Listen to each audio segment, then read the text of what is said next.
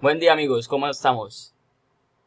Mi nombre es Freddy Fabián Noa Narváez, estudiante de Ingeniería de Telecomunicaciones de la Universidad de Pamplona.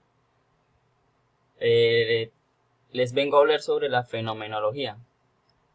Primero que todo, la fenomenología es como una unión, o fue una unión, digámoslo así, un conjunto de, sí, de varias personas, digámoslo así, de varios filósofos, más que todo, muy influentes que en ese entonces formaron un grupo y crearon la escuela fenomenológica.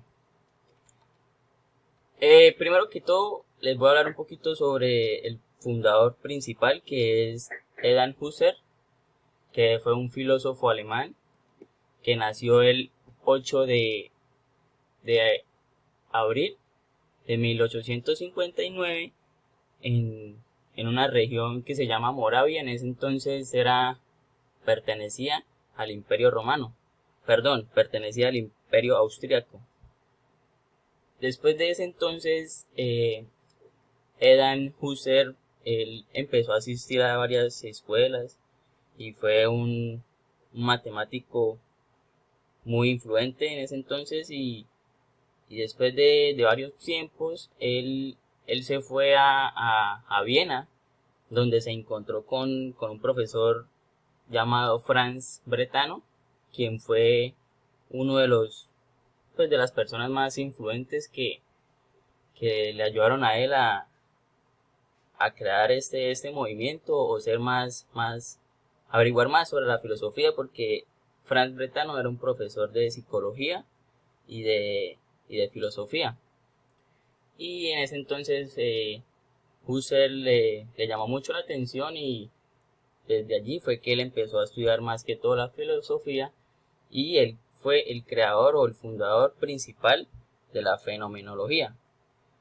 También hubieron algunos representantes que influenciaron en él, como Eden Husserl, que fue un filósofo alemán también, que, que en ese entonces él habló sobre cómo debía salir eso a la luz, cómo debía la fenomenología salir a la luz para que las personas pudieran hablar de ella. Entonces, eso fue como lo principal que hizo el filósofo Martin Heidegger. Y también hubo otro filósofo que se llama Hans Potocka, que es un filósofo checo, quien fue un seguidor de Husserl y un defensor de Martín. Estas personas fueron las más influentes en ese entonces de la fenomenología, y una de las principales o varias obras principales que tuvo Husserl fue la filosofía aritmética, las investigaciones lógicas, la lógica formal, la filosofía como ciencia y las meditaciones cartesianas. Esas fueron como las obras más importantes que influenciaron en ese momento. ¿Qué es la fenomenología? La fenomenología es una ciencia que estudia los fenómenos más que todo y se encarga de los acontecimientos que rodean a un objeto. Eso es más que todo la definición de la fenomenología. En la fenomenología existen dos tipos: la fenomenología realista y la fenomenología trascendental. La realista fue una de las primeras que salió en ese momento y fue como la más, pues, la que investigó más sobre la lógica, digámoslo así.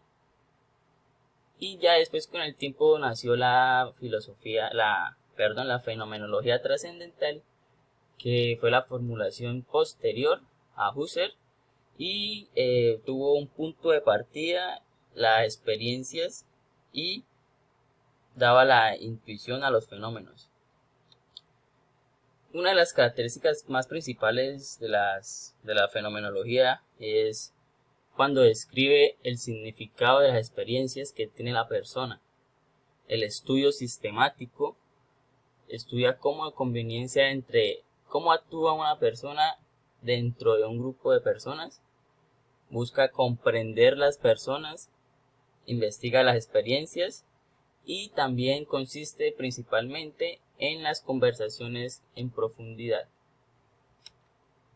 El método o cómo estudia esto, la fenomenología, primero que todo examina todo el contenido de la conciencia, depende de lo bueno, depende de lo malo, de lo correcto o de lo incorrecto, y esto se debe aplicar ni con un sentido común, ni en el mundo natural, ni por las proposiciones científicas, ni por las experiencias psicológicas, ni nada por estas cosas. Se examina antes de cualquier creencia.